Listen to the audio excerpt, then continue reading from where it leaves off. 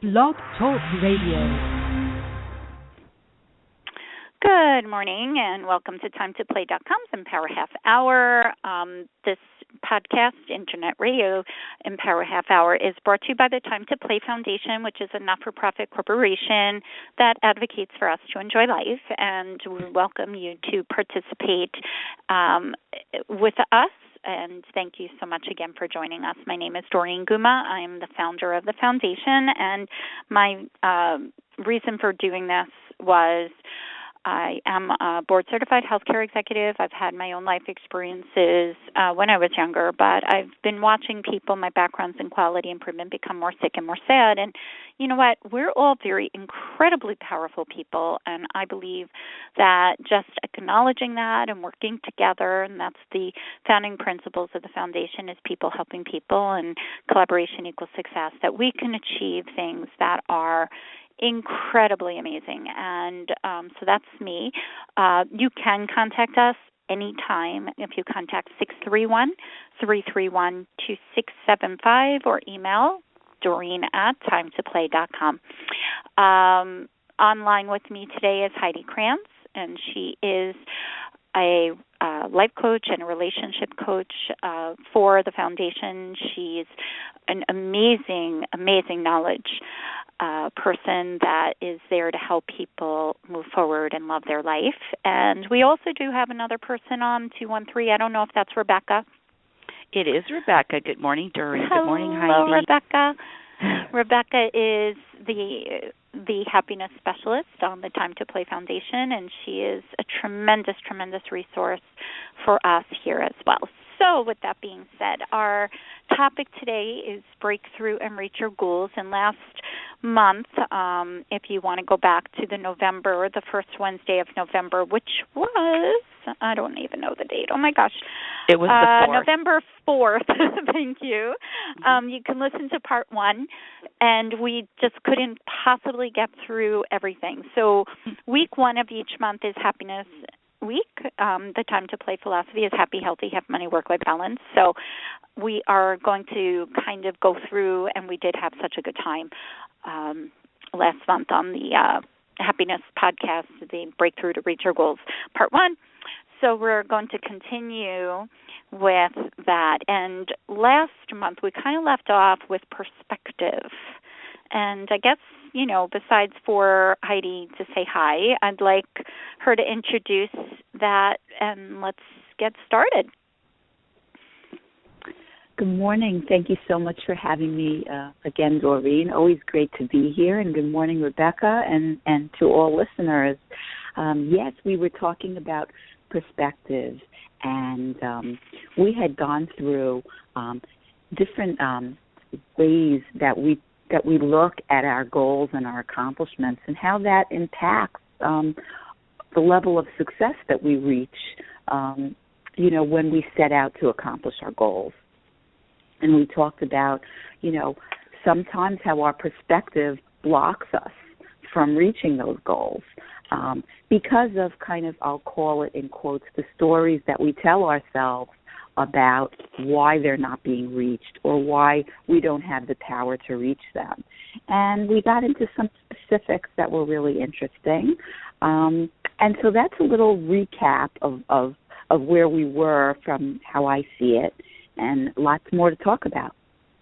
Absolutely. The first thing I wanted to talk about, and I know Rebecca and I, we've been kind of back and forth on this, and she agrees with the concept behind it as well, but is that self-talk. So what you just said kind of sparked that thought in my mind. So let's go there first.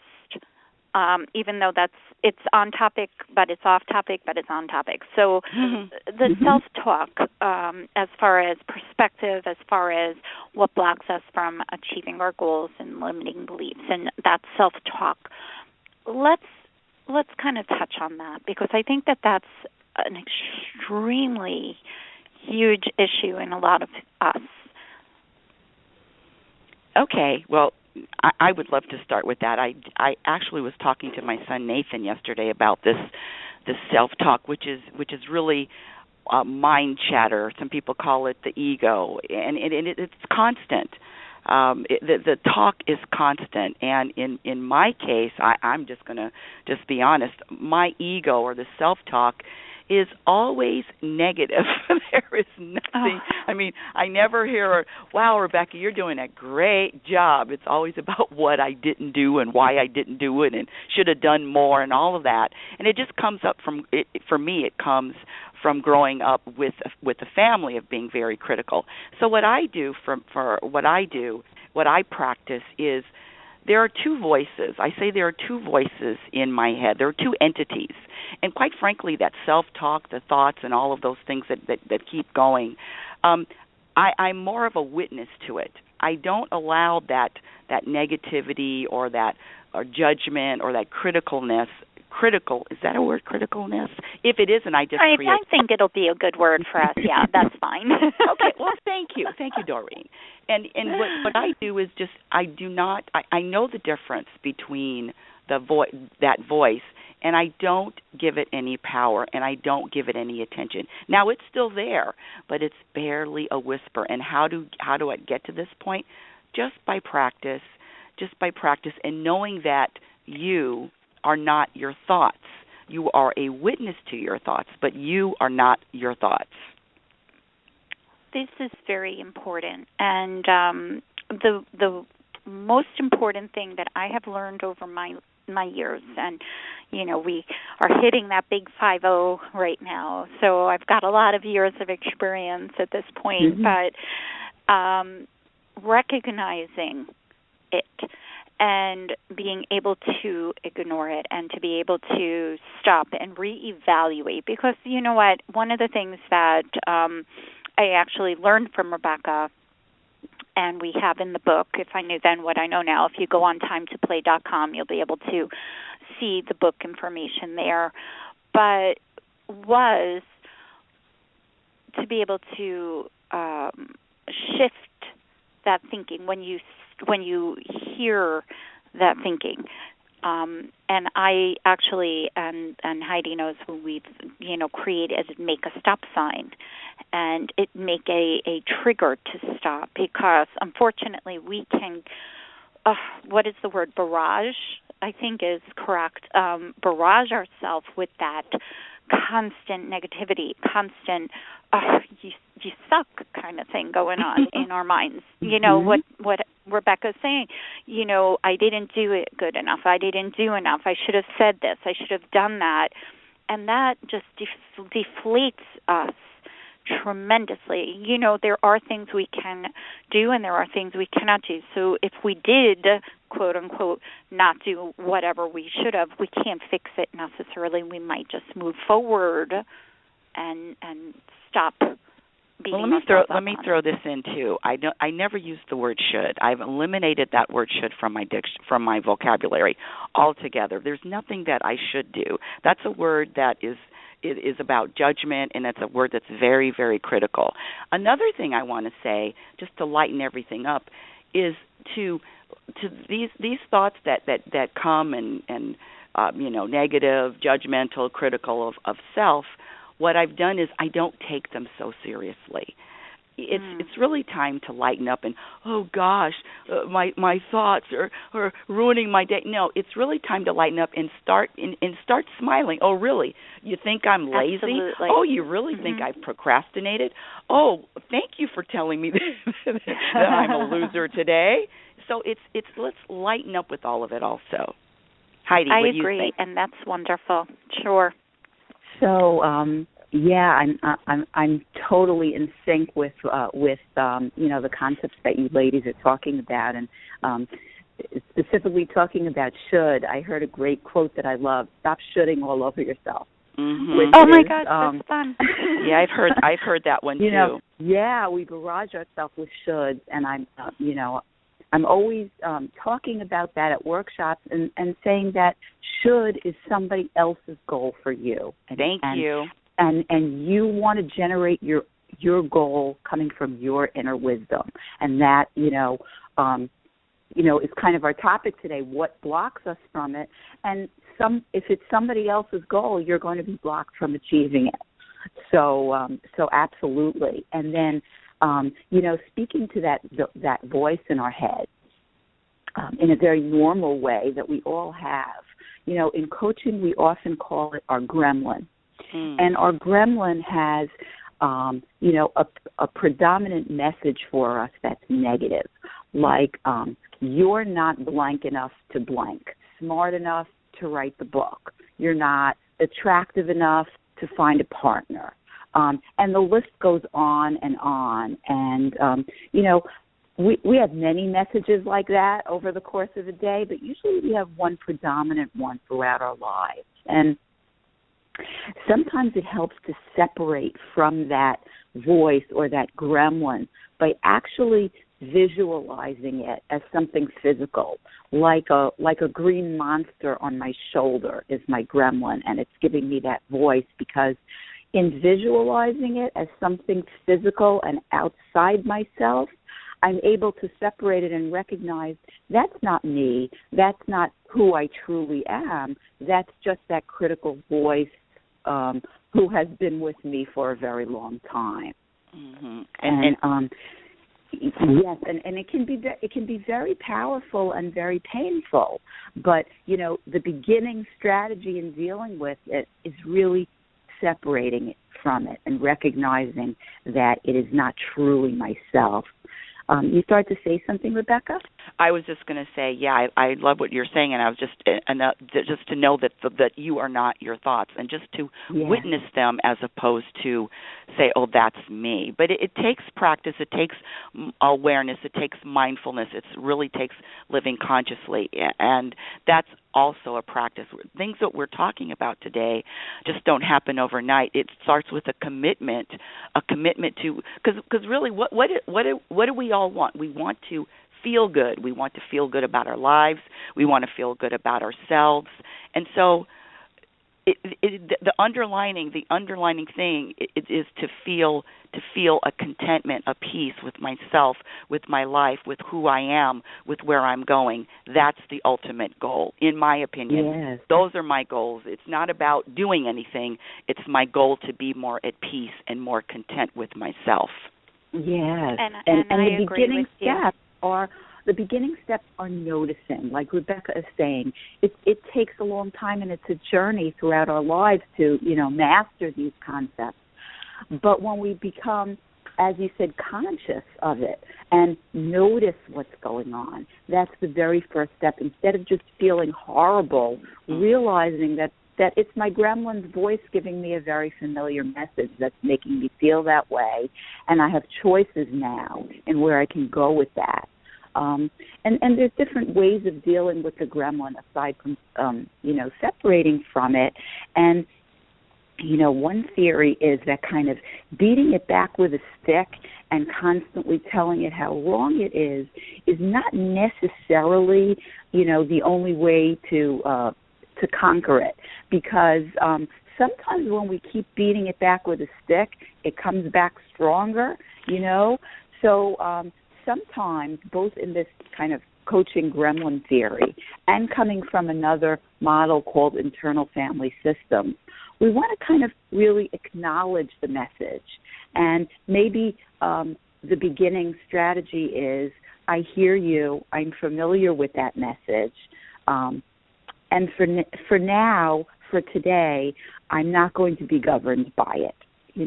That's a way of getting yourself a little space to maybe complete the book chapter or have the courage to go out on the date. And then further, internal family systems gives many, it's a very extensive model on really accepting all parts of you and recognizing that sometimes that critical voice is really looking for compassion and understanding and acknowledgement. Ooh, let me just jump onto that, Heidi, because you hit so many really important points. And what you said was holding it and beating it over the head with a stick.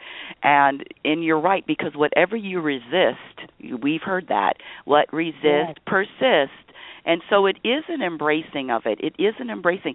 I look at it like a 5-year-old child. And so what does a 5-year-old need? They need attention. They need to be focused on. And so you give the attention, but you don't identify with it. But there is no beating, and there is no, because I used to do that. I'm just saying I used to do that. Oh my gosh, oh my thoughts, I got to stop at something. And it's really not about stopping. Whenever you resist anything, whatever it is, even your life, even reality, resistance always causes another issue. So it's about acceptance, but managing it and knowing the truth about it is that it doesn't have any power. No power over you to either feel good or to feel bad about yourself or your life.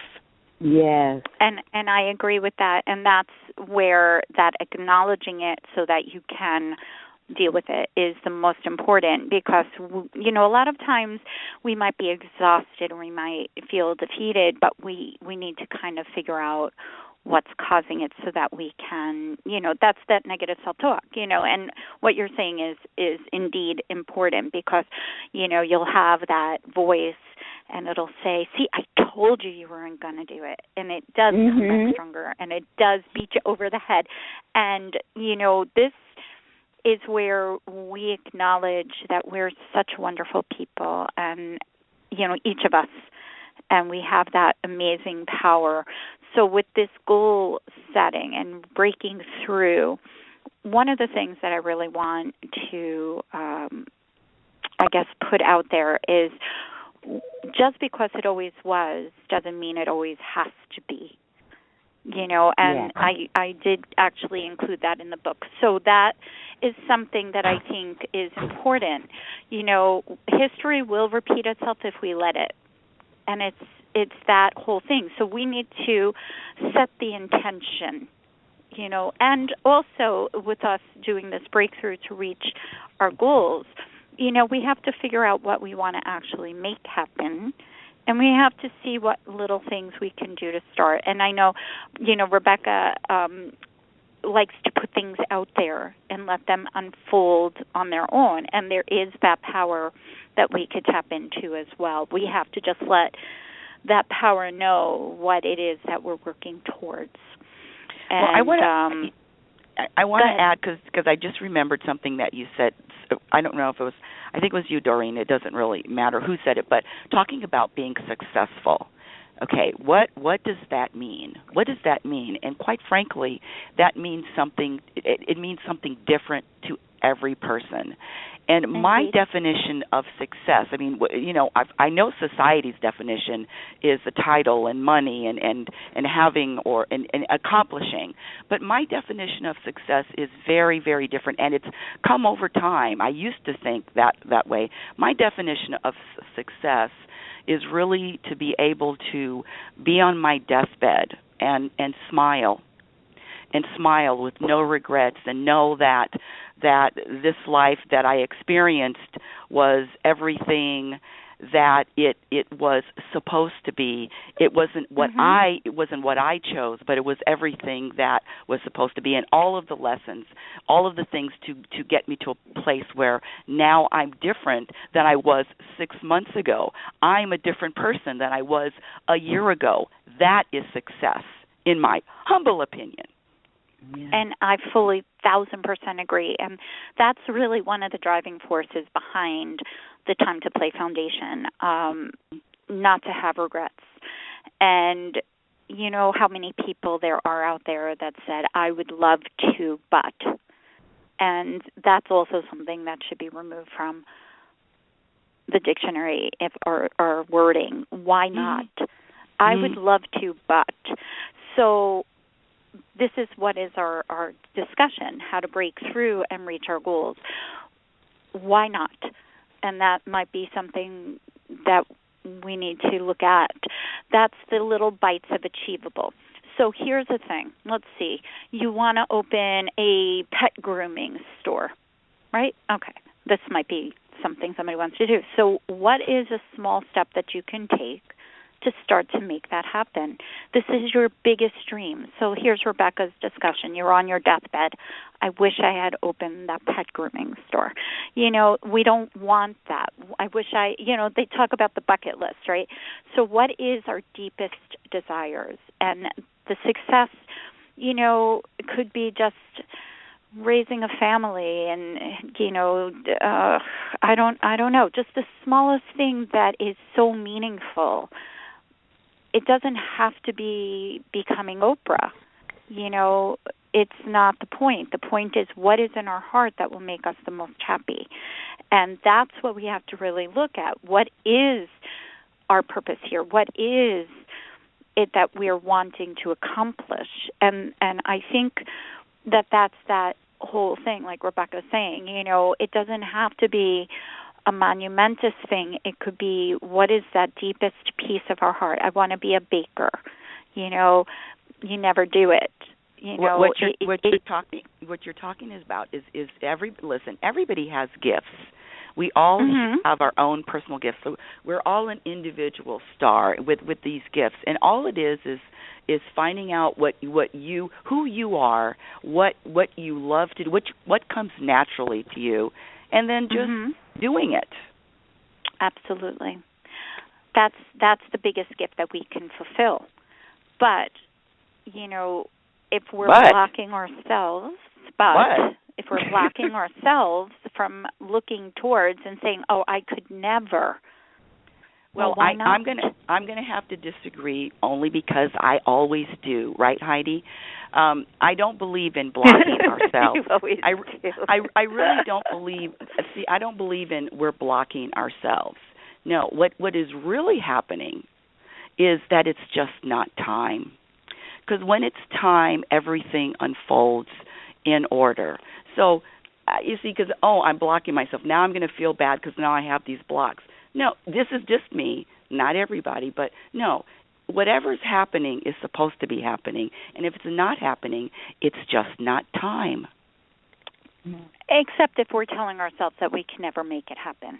And I think that right. is where we're creating that obstacle that's not necessary to have, because in all actuality, there really is no obstacle. We have a amazing called TimeToPlay.com. It's a public group, so if you search on it on Facebook, I love this page. It's so inspirational. And the other day, somebody posted impossible. And I heard this years ago. Instead of impossible, split it and do I''M possible. So I'm possible. I like it. Isn't that fabulous? So instead of impossible, I'm possible. So when we tell ourselves, because this is that negative self-talk, right, that we're not going to or could never or whatever, and we stand in the way of creating that environment where things will happen for us, with us, in that perfect time, there we are at that end of life. Just think of that, that we could have, we should have, and that would be the discussion, that would be our discussion. Interestingly, it's kind of both perspectives. The ideal is that we merge them together so that, we are goal-driven and we are striving and putting out max effort and breaking through our blocks in terms of the stories that we tell ourselves of why we can't. But at the same time, in some way detaching from the results and recognizing that, as Rebecca is talking about, that when it's the right time, things will unfold as they're meant to. So really focusing more on the process than the results. So, we're going through this process towards this goal that's really important to us. And through that process, we're growing, we're transforming, we're bringing opportunities into our lives. But in the end, we're not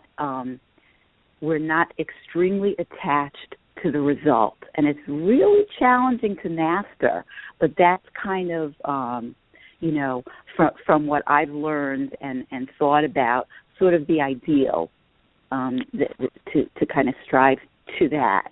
What do you ladies think about that? Heidi, I have two words. Yes. Woo-hoo, and you are that's one word. And you are absolutely right. And see, this is what I'm talking about. It's a daily practice of, quite frankly, having no attachments, and that means attachments to anything, including the quote unquote ultimate. That's why I don't have goals. I don't, because now I'm attached to a specific goal, and then what happens if it doesn't happen? But what I found is that my life has been unfolding in a direction that I would have never planned, and the attachment to a specific result, like you said, Heidi, is just setting myself up for disappointment.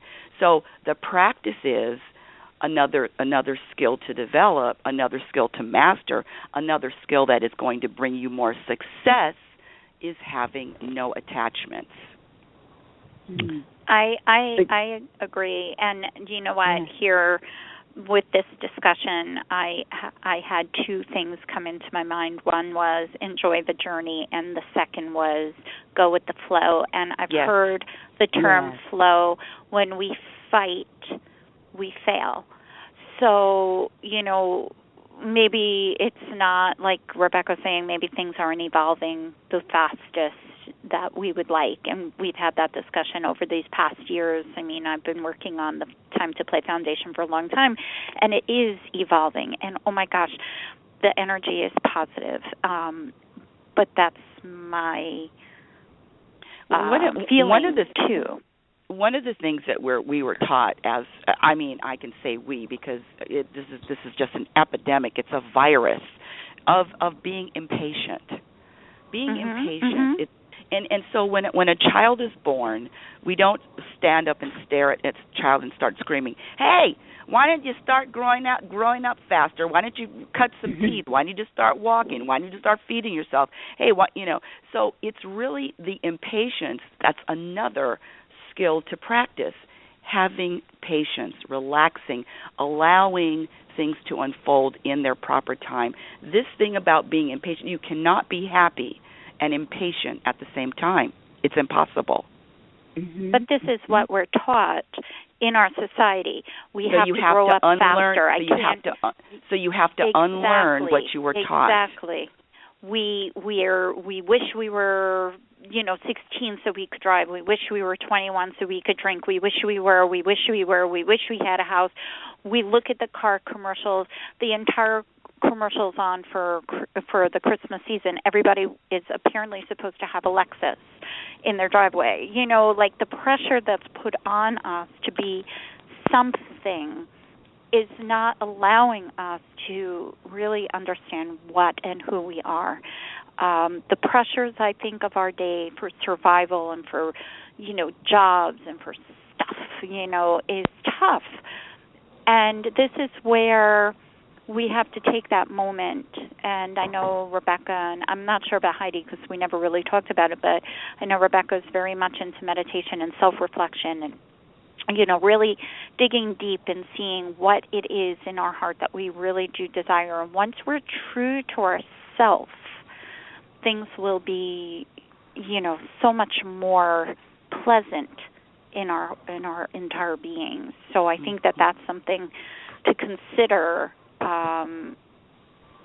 to be able to start to determine, here's our topic, breakthrough and reach our goals. What is it that we really want? What is our true purpose here? And how can we start to set up our thinking process in order to embrace that in our life? So let me throw this out. If the masses are doing it, if the majority is doing it, if it's out in the society, if it's on TV, go the other way, people. Don't drink the Kool-Aid.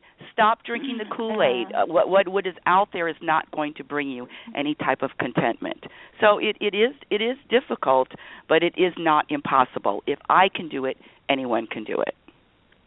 I would agree with that. Hello. Hello. Hello. This is Greg from Pennsylvania. I was wondering if I could jump in real quick. Please. Sure, Greg from Pennsylvania, please do. I had a real breakthrough this year. A lot of the things we're talking about really has to do with that mental clarity and focus and just not having the ups and downs of depression, whenever you're coming up with your goals. And for a long time, I'm big on meditation and things like that. But this year, after a fast, I found it just seemed to appear to me. I don't know if anybody has heard of the Bulletproof Diet. No. No. Oh, sorry. Let me. I love live radio. Yeah. I can't believe that happened. That's quite fine. Explain about the Bulletproof Diet. The goal is, I use a variation, but here's the goal. If anybody has went on a fast, they know how much clarity they get when their body is in that state. Dying of hunger? Well, feeding, yeah. I mean, this takes care of those problems. But it's how clear you run when your body's running on fat. Mm-hmm. And I don't know if this is totally better than anything. Well, I'll give you just a short version. I've replaced a traditional fast, with a mixture of grass-fed butter and coconut oil and some also MCT oil. And what that has done has given me so much mental clarity without the ups and downs of the sugar rushes and things like that. It's probably the best thing that I've found, because I've always struggled with, setting goals and, depression and things like that. And so really important point, how nutrition really impacts our wellness so much and impacts us emotionally and our entire functioning. So great point to bring out, and thank you so much for that. Yeah, thank you, Greg. And one more thing I want to add to Greg's thought is the pressure that he's put on himself caused a lot of physical distress as well. So I've been there too, and I completely know if you're waking up at 3:00 in the morning, you got to kind of take a moment and do some soul searching. But go ahead, Greg. Sorry. Yeah. And the other thing, and this might be a little more controversial, would be, I don't know if you've ever heard of piracetam and choline. It's another thing that I work on top of this. Piracetam is called like the grandfather of smart drugs. And there's been a lot of testing beside it. And from what I've read through Reddit and a lot of the online researches, a lot of people have showed that a lot of people have used it to replace depression medication. And it actually helps stimulate the brain. So those are like a combination of two things that has done so much to help me. I'm not saying I don't cheat, but whenever things get tough, and I just flip the switch and change my diet to mostly, I guess if you looked it up on the internet, it'd be a variation of what's called bulletproof coffee, and also some of the basic smart drugs that are considered safe and well tested. So is that called? I appreciate that. I know in the research that I've done, yes, there are chemical imbalances in some people, but believe it or not, depression is a potentially learned behavior, and that you can Google as well. And so what we're working towards is, and we created a program called Pre-Invent Your Life, which is, and you could go on timetoplay.com and you could read the survey that we did and the research that we did. and about the program, but the hope is to provide healthy life and coping skills to people as young as possible. I'm even considering prenatal, and this is where, like Rebecca and Heidi, I need to really get the program finalized. I said that we were going to have a goal to have that done a couple of weeks ago. Unfortunately, my time is so squished. But anyway, I do the best I can, and I know as it's supposed to be finished, everything will be finished, so I don't put that pressure. I can't. But the earlier that we get those healthy coping mechanisms to our youth, the better quality of life they will have for the long haul, instead of being 50 or 60 or 80 years old, still beating ourselves up. So, exactly. You know, this is really a massive goal that I do have. And again, we did create the program. We do have research-based. You know, the goal is to create an environment for the person to be happy as themselves. Once you're happy as yourself, that is the beginning. If you hate yourself, you have a poor quality of life. It just has that's the ultimate key. But we are over our 30 minutes. I try to keep it to our Empower Half Hour because people don't really have time. So at least we could get a little bit in, you know, for people to consider. And the goal is here to plant seeds for people to help them just spark a difference. It's up to a person. It's not up to us to make a change in life. And I hope that the Breakthrough and Reach Your Goals segment has been helpful. And we will be doing Happy Week on January 6th.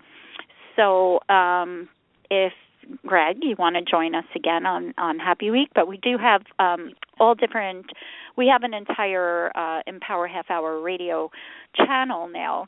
So we do have, you know, internet radio shows on Tuesdays, Wednesdays, and Thursdays. Thursday nights is 8:30 p.m. is kind of a cool thing. It's to gear a little bit more towards youth. It's a Say What You Want to Say Empower Half Hour. So, but that's the scoop, and I thank you, Greg, for joining us. I thank Rebecca, as always, and Heidi. I thank you for your wisdom. Thank you so much. And thank expertise. you so much for having us. And feel free to reach out with questions and comments. You can find me on the Time to Play website or at reinventionlifecoaching.com. Absolutely. And again, go to timetoplay.com for more information. There's tons of articles and research there.